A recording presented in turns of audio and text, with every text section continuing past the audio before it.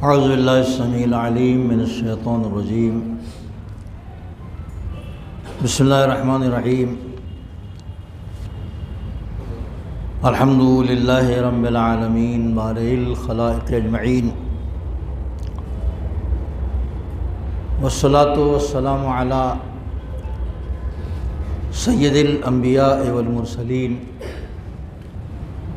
وعلی آلہ الطیبین الطاہرین المعصومین ولعنۃ الدائمۃ علی اعدائہم وقتلتہم اجمعین من یومنا ھذا الی یوم الدین، اما بعد۔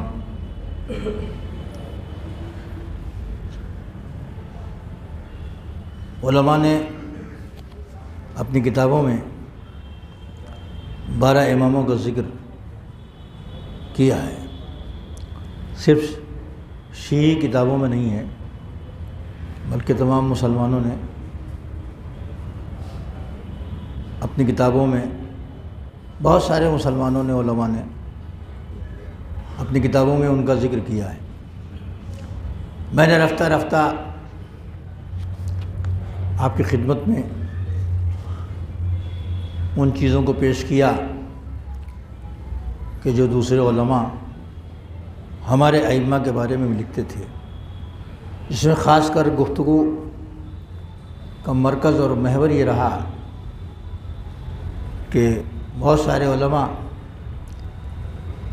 ہمارے ائمہ کو وصی رسول سمجھتے ہیں، پیغمبر کے وصی ہیں، جانشین ہیں، 12 ہیں،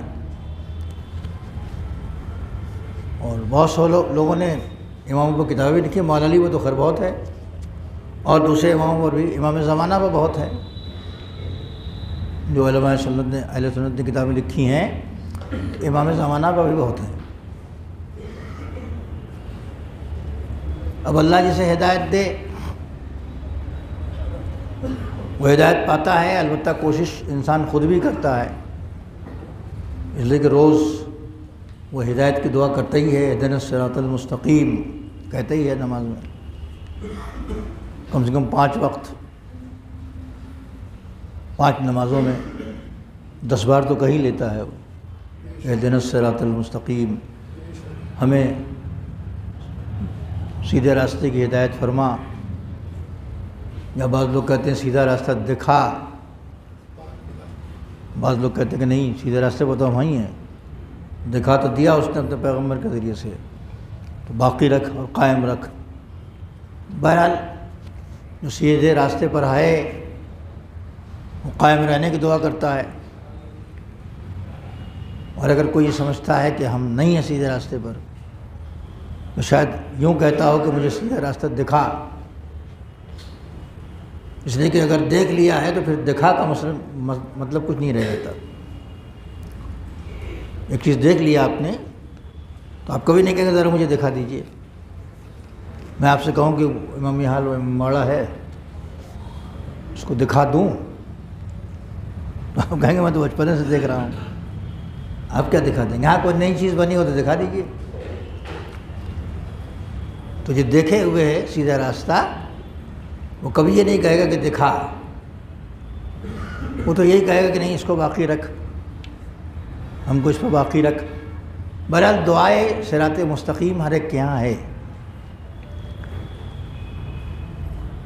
اور اس نے صراط مستقیم دکھانے کے انتظامات بھی بہت کیے ہیں، آدم سے لے کے خاتم تک، خاتم سے لے کے پھر آخر امام تک۔ یہ کاہے کے لیے آئے تھے؟ اسی صراط مستقیم کو کلیئر کرنے کے لیے کہ یہ دیکھو یہ ہے، جس کی نظر میں کلیئر نہیں ہے، جس کی نظر میں کلیئر ہے اس کو اس کی گہرائیاں سمجھانے آئے تھے کہ اگر تم نے امام کو مانا ہے یا رسول کو مانا ہے تو رسول یہ ہے، اللہ کو مانا ہے تو اللہ یہ ہے، اماموں کو مانا ہے تو امام ایسے ہوتے ہیں، ان کی سیرت و کردار میں ڈوب کے دیکھو، بلکہ دیکھو نہیں، اپناؤ، ڈھونڈو۔ ان کا کردار، ان کی سیرت محض پڑھنے، دیکھنے، بیان کرنے اور قصیدہ خوانی کے لیے نہیں ہے، بلکہ ہمارے اماموں کی سیرت و کردار نمونہ ہے عمل کا کہ ویسے ہم کو بھی کرنا ہے، خالی دیکھنے اور تعریف کرنے کے لیے نہیں ہے، وہ دیکھنا بھی ہے، سمجھنا بھی ہے، دل میں بھی اتارنا ہے، اور عملی زندگی میں پریکٹیکل لائف میں اس کو کرنا بھی ہے۔ بغیر اس کے کوئی معاذ اللہ خدا نخواستہ کوئی عزت ملہ کوئی تماشے کی چیز نہیں ہے کہ دیکھ لیا ہاں بڑا اچھا ہے، یہ اچھا ہے تو اپنائیے، اسی لیے اچھا بھیجا ہے اس نے، کوئی نمونہ خراب نہیں ہے، کوئی ہدایت کرنے والا کہیں سے ڈیمیج نہیں ہے، اس کے کردار کریکٹر میں کوئی خرابی نہیں ہے۔ آج چونکہ امام موسیٰ کاظم علیہ السلام کی شہادت کا دن ہے، لہذا آپ کے سامنے ایک جھلکی امام سے متعلق، ساتویں امام سے متعلق پیش کی جائے گی۔ جیسے چھٹے امام کے بعد اختلاف ہوا کہ امام کون، ویسے ساتویں امام کے بعد بھی اختلاف ہوا کہ امام کون، امام علی رضا ہیں کہ نہیں ہیں۔ تو کچھ لوگ تو بالکل انکاری کر بیٹھے کہ نہیں وہ ساتویں امام تو چلے گئے آسمان پر، وہ تو وہیں ہیں۔ آپ کیا نہیں ایسے لوگ پائے جاتے ہیں یہاں، آپ تو ماشاءاللہ 12 کو مانتے ہیں، لیکن دنیا میں ایسے بھی نکلے اسی زمانے میں۔ اچھا، اس میں چونکہ زیادہ تر وقت امام کا قید خانے میں گزرا، قید خانے میں رہنے کے بعد بھی ہدایت کا جو ذریعہ تھا وہ بند نہیں ہوا، وہیں سے بیٹھے بیٹھے وہ ایسا انتظام کرتے تھے کہ راستہ ڈھونڈنے والے راستہ ڈھونڈ لیں۔ لیکن ظاہر ہے کہ جب سامنے ہو کوئی، ہر وقت اس سے ملنا جلنا ہو، بات چیت ہو رہی ہو، تو اس میں اور کبھی کبھی بات چیت ہونے میں یا لیٹر بھیج کے معلوم کرنے میں بڑا فرق ہے۔ یہاں آپ حضرات ہیں، ہندوستان میں رہتے ہیں، علماء کرام مراجع کرام ہیں، ایران اور عراق میں رہتے ہیں، تو کوئی مسئلہ پیش آتا ہے تو کہاں جاتے ہیں؟ ان کے وکیل کے پاس جاتے ہیں۔ ڈائریکٹ جا کے بات کرنا چاہیں دشواری ہے، حتیٰ جب زیارت کے لوگ جاتے ہیں تو وہاں بھی پریشانی لائق ہوتی ہے۔ تو سامنے ہوں تو کیا کہنے۔ روایت میں ہے کہ انہو کانا یدعو کثیراً، اب یہ سیرت چلی، امام موسیٰ کاظم علیہ السلام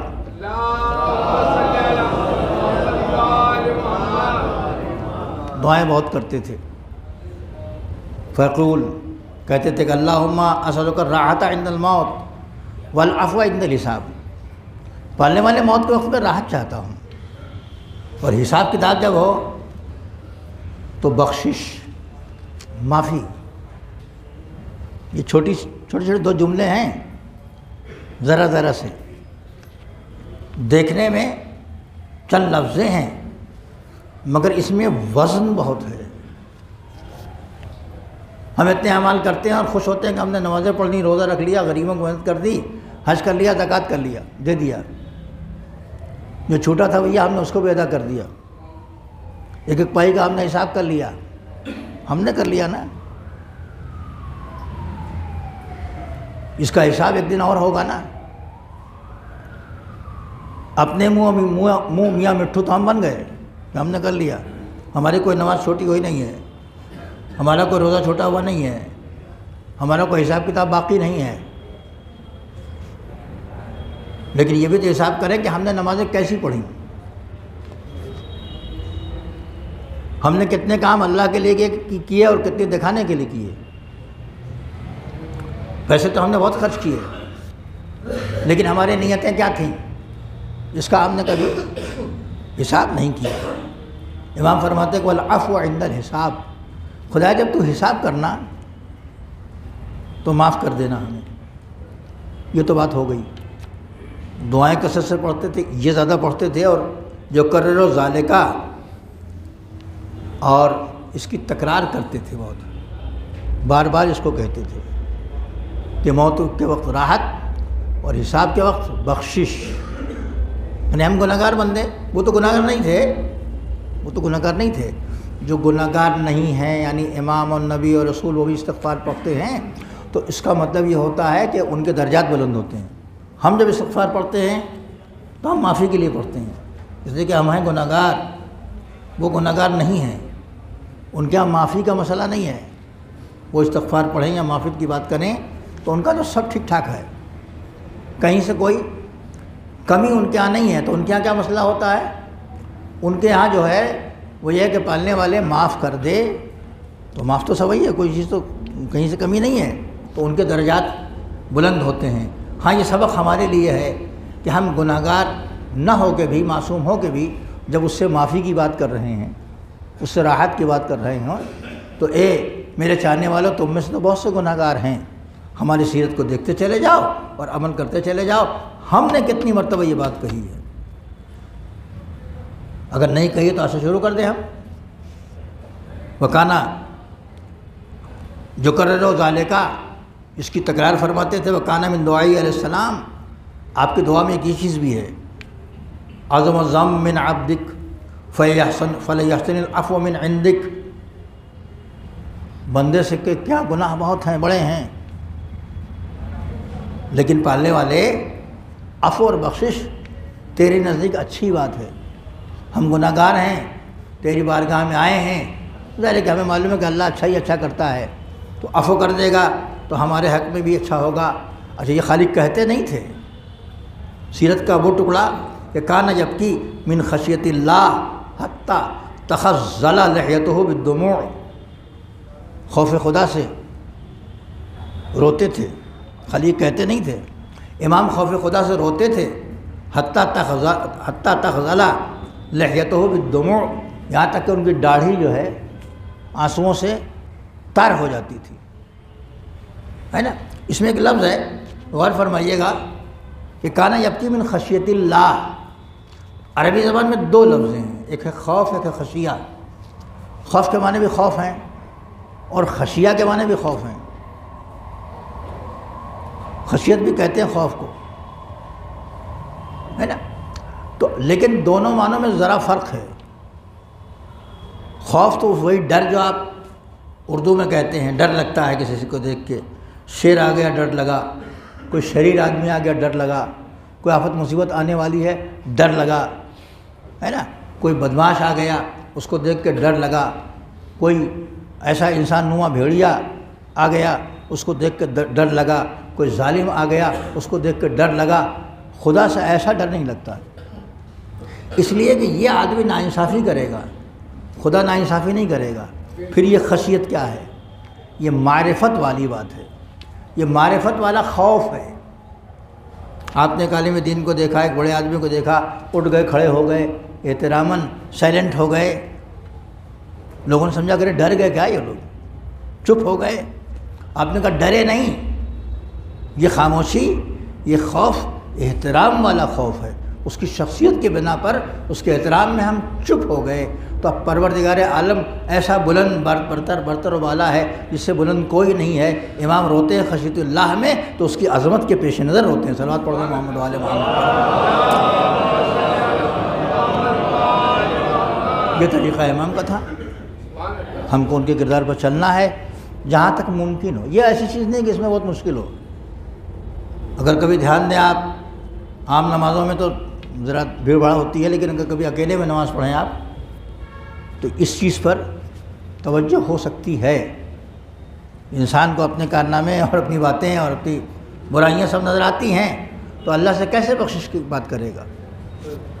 ذرا سا دنیا میں گھاٹا ہو جائے تو ہم حکام کے سامنے کتنا گڑگڑاتے ہیں، جا کے انکم ٹیکس کا مسئلہ آ جائے 10 جگہ دوڑتے ہیں، قرض دار آ جائے 10 جگہ دوڑتے ہیں، کہیں پیسہ پھنسا ہوا ہو 10 جگہ دوڑتے ہیں، گاڑی خراب ہو جائے پریشانی ہوتی ہے، وغیرہ وغیرہ۔ تو دل میں ایک درد سا پیدا ہوتا ہے، اگر ہم اس پر توجہ دیں تو انشاءاللہ دل میں وہ درد پیدا ہوگا، اور خوف الہی کی بنا پر، جو معرفت والا خوف ہے، معرفت کے ساتھ ہے، اس کی بنا پر آنکھوں سے آنسو جاری ہوں گے۔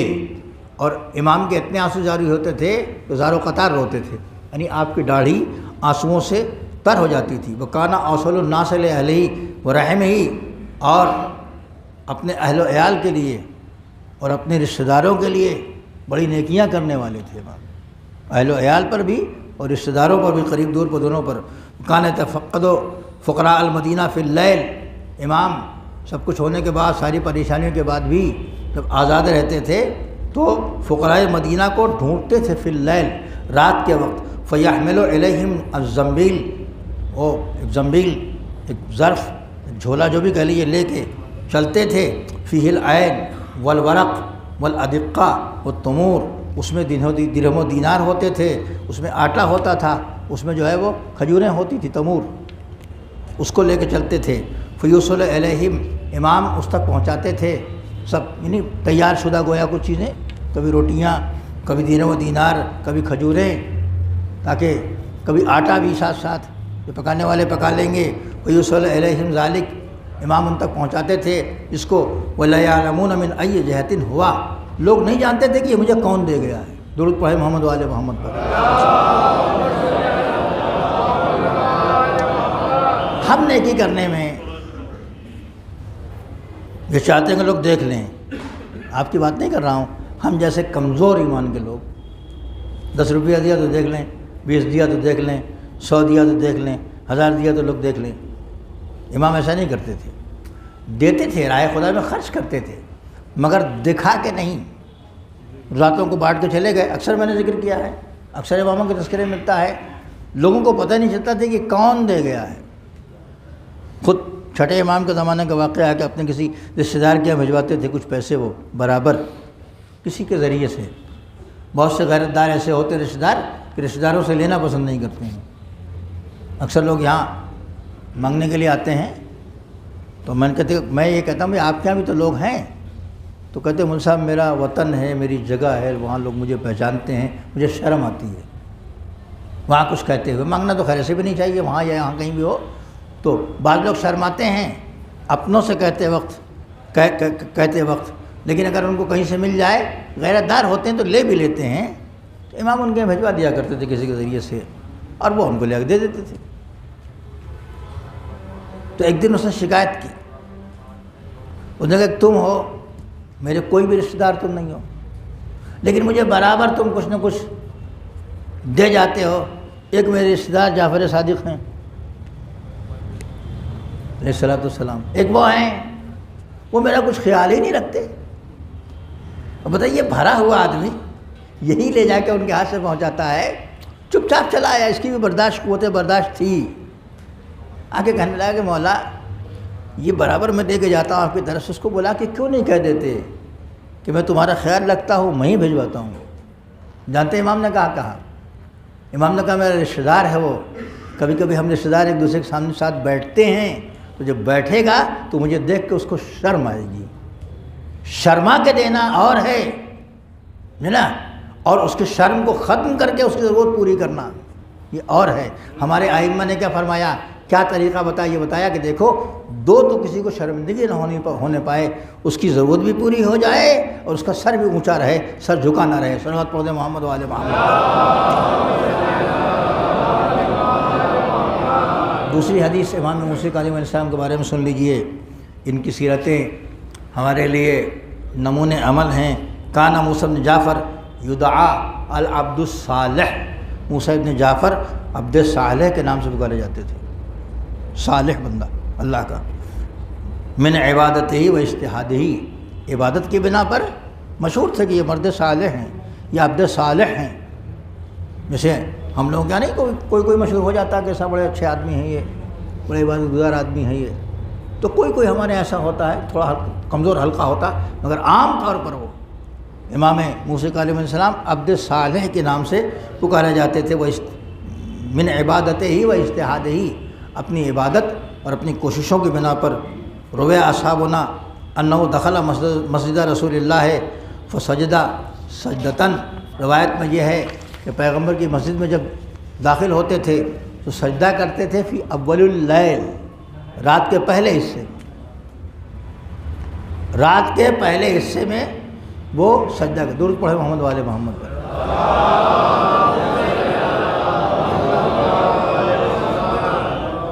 جب لوگ نماز میں آتے ہیں تو آداب نماز بھی سیکھیں.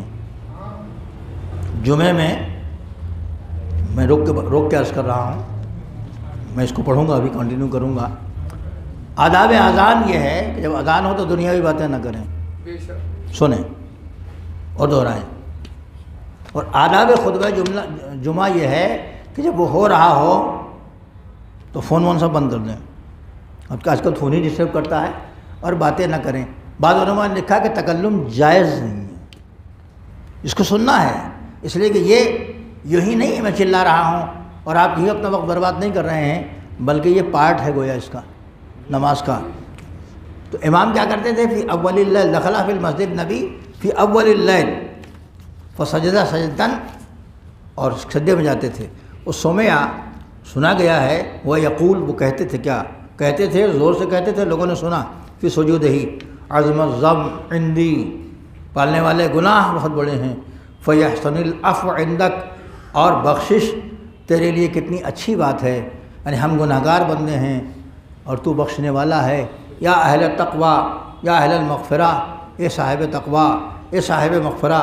فجعل یرددها, اسی بات کو بار بار, تھوڑا جملہ ہے, اسی بات کو امام سجدے میں جاتے تھے اول لیل میں, رات کے ابتدائی حصے میں, اور اس کو تکرار کرتے رہتے تھے حتی اصبحا, یہاں تک کہ صبح ہو جاتی تھی. ہم نے کبھی کوشش کی زندگی میں ایک ایسا سجدہ کرنے کی؟ واجب نہیں ہے یہ سجدہ, واجب نہیں ہے کہ صاحب آپ ابتدائی رات میں جائے 6 بجے 7 بجے 8 بجے اور صبح تک سجدے میں رہیں, پیٹ سب دکھ جائے گی آپ کے ایک دن میں. تو یہ واجب تو نہیں ہے, لیکن یہ کمال بندگی کا ذریعہ ہے. یہ کمال بندگی کا ذریعہ ہے کہ اپنے پروردگار عالم کی بارگاہ میں آدمی اتنے لمبے سجدے لمبے لوگوں کا حکم ہے کہ کیے جائیں, مگر جماعت میں نہیں حکم ہے. جب ہم نماز جماعت پڑھانے کے کھڑے ہوں تو ہمارے لیے حکم ہے کہ لمبے سجدے نہ کرو, لمبے رکوع نہ کرو. جو صف میں بیٹھے ہوئے ہیں لوگ, اس میں جو سب سے کمزور ہے اس کا خیال رکھو. لیکن جب اکیلے نماز پڑھیں گے تو کیا ہے پھر, اللہ جتنی طاقت دے. تو کبھی ایسا سجدہ ہم نے پوری زندگی میں ایک بھی نہیں کیا. شب قدر میں تو لوگ آتے ہیں نماز پڑھنے کے لیے, ایسا سجدہ شب قدر میں نہیں کرتے, نہ گھر میں آپ کیا, ہم نے نہیں کیا, ہم دوسروں کو کیا کہیں. لیکن یہ سیرت و کردار ہے, وہ ہے جس پر عمل کرنا چاہیے. اگر یہ اتنے لمبے سجدے کرتے تھے تو ضرور اس سجدے میں کوئی نہ کوئی برکت, کوئی نہ کوئی حکمت ضرور ہوگی. کبھی ہم کر کے دیکھیں, پروردگار اپنی رحمتیں نازل کرتا تھا جیسے ان پر, ویسے ہم پر بھی کرے گا. صلوات پڑھے محمد والے محمد. کانا سخیًا کریمن, سخی تھے, کریم تھے. کانا یبلغہ عن الرجل انہ یؤذی ہے, آپ پہ خبر پہنچی کہ ایک شخص ان کو بہت اذیت پہنچاتا ہے, بہت اذیت دیتا ہے, پیٹھ پیچھے بھی اور ایسے بھی. تو یبعث الیہ بسرۃ فیہا 1000 دینار, آپ نے اس کے لیے ایک تھیلی بھیجی جو تکلیف پہنچاتا تھا امام کو, جو اذیت پہنچاتا تھا امام کو. اس میں 1000 دینار تھے کہ لے جاؤ اس کو دے دو. یہ اس کا منہ بند کرنے کے لیے نہیں تھا, یاد رکھیے گا, منہ بند کرنے کی بات نہیں ہے یہ. امام کسی کا منہ بند کرنے کے لیے پیسہ نہیں دیں گے. کوئی برا کہہ رہا ہے ہم کو تو اس کا منہ بند کرنے کے لیے پیسہ ہم دے دیں گے؟ بظاہر اچھی بات نہیں لگتی ہے یہ. اگر کوئی ہم کو برا کہے اس کا منہ بند کرنے چپ کرنے کے پیسے دے دیں گے کہ آپ چپ ہو جائیے. چپ کرنے کی بات نہیں ہے. امام ایسا فعل کرے کہ نہیں, معصوم ہے. یہ ہمارے لیے درس ہے کہ اگر کوئی ہماری برائی کرنے والا ہو تو مستحق بھی ہوگا تو ہم اس کو نظر انداز کر جائیں گے. چھوڑو, ہوا کرے, بھوکا مر رہا مرے, خراب حالت میں رہا کرے, ہم سے اس سے پڑتی کہاں ہے. اتنی برائیاں ہماری کرتا ہے, مگر سیرت معصوم یہ ہے کہ جو تمہاری برائی کرے اگر وہ صاحب استحقاق ہے تو اس کا حق پہنچنا چاہیے. برائی الگ ہے, حق الگ ہے. صلوات پڑھ دے محمد والے محمد.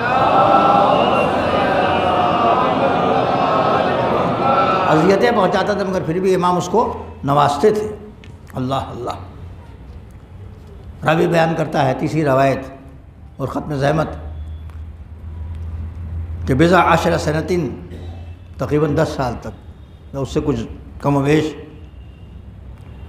یا کچھ زیادہ، کل یوم سجدن بعد ابیاض الشمس الی وقت الزوال، یہ قید خانے کا مسئلہ ہے، قید میں امام تھے، 10 سال سے زیادہ قید میں تھے، کوئی کہتا ہے کہ ایک ساتھ 14 سال قید میں تھے امام۔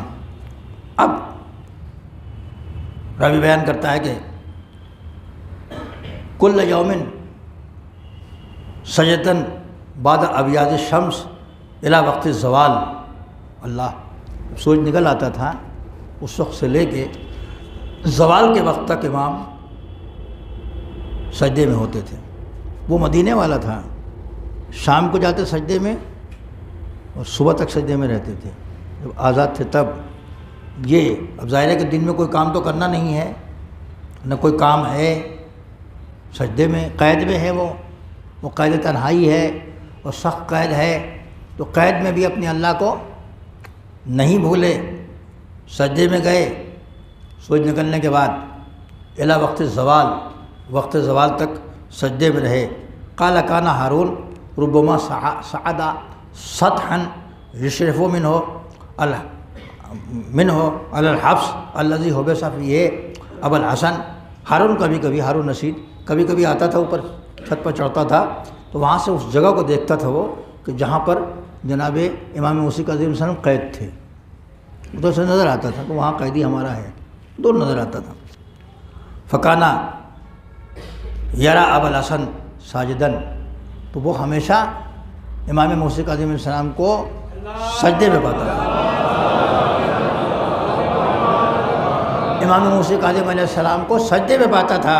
فقال للربیع، ربیع سے اس نے کہا، ربیع نام ہے اس قید خانے کے زندان مان کا، داروغ زندہ کا، جیلر کا، جو بھی کہہ لیجیے آپ، جس کے قید میں تھے۔ اس نے پوچھا ایک دن کہ ما ذاک الثوب، وہاں ایک کپڑا پڑا رہتا ہے، میں اس کو برابر دیکھتا ہوں، کپڑا کیوں پڑا ہوا ہوں؟ پوچھے گا نا بھائی، اوپر سے دیکھ رہا ہے نیچے قید خانے میں کہیں کپڑا سا نظر آ رہا پڑا ہوا ہے۔ اس نے پوچھا کہ ما ذالک الثوب اراہ کل یوم فی ذالک الموضع، میں جب آتا ہوں تو ہر وقت اس کو یہیں، اس کپڑے کو یہیں دیکھتا ہوں پڑا رہتا ہے۔ ہٹانے کے لیے کہے گا نا بھائی کہ کپڑا ہٹا دو وہاں سے۔ قال یا امیر المومنین، ربیع نے کہا اے امیر المومنین، وہ اس کے امیر المومنین تھا، اس کا، ہمارا نہیں، ہم لوگ ہارون رشید کو امیر المومنین نہیں کہیں گے، وہ کہتا تھا۔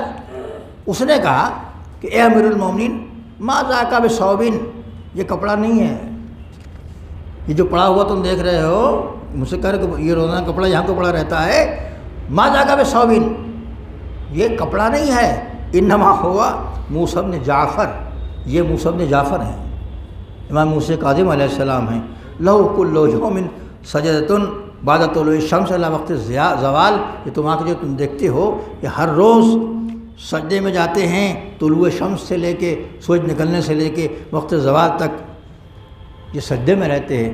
فقال الربیع، ربیع نے پھر پوچھا خود ہی، فقال علی ہارون، وقال الربیع فقال علی ہارون، تو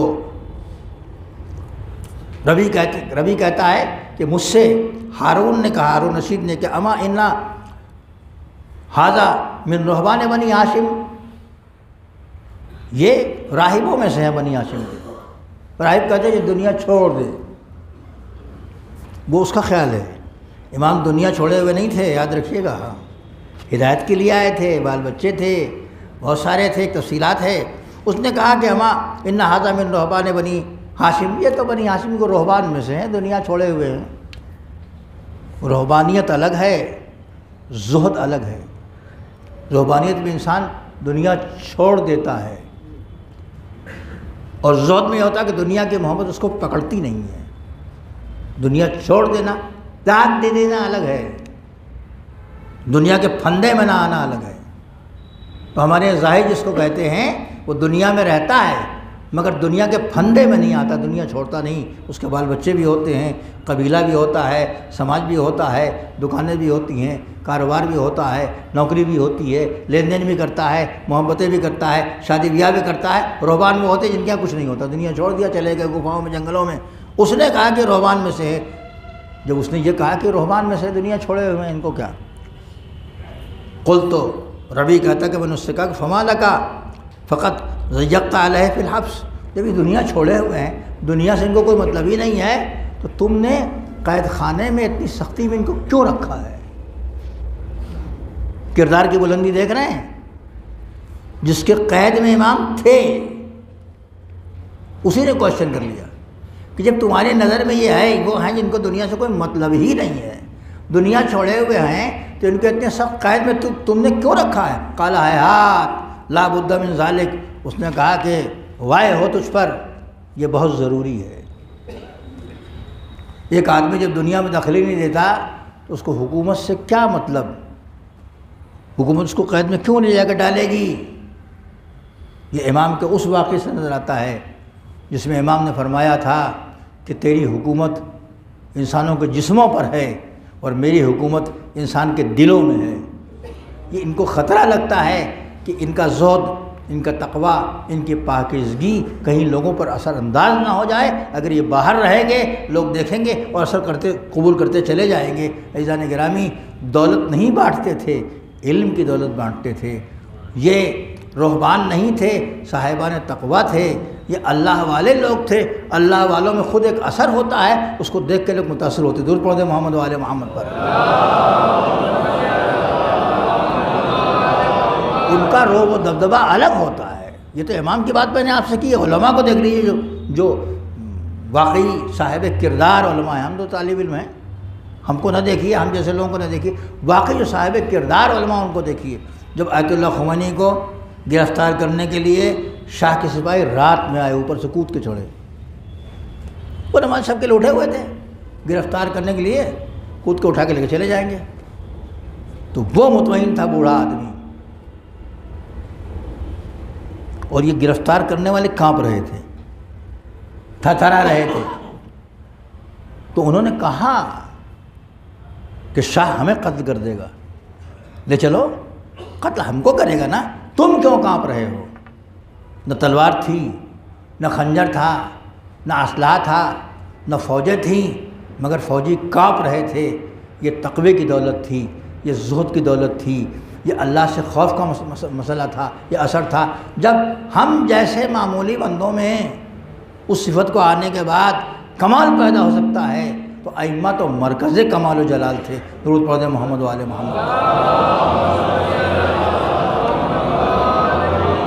صلی اللہ علیہ محمد وآلہ الطاہرین۔ بسم اللہ الرحمن الرحیم۔ والعصر ان الانسان لفی خسر الا الذین آمنوا وعملوا الصالحات وتواصوا بالحق وتواصوا بالصبر۔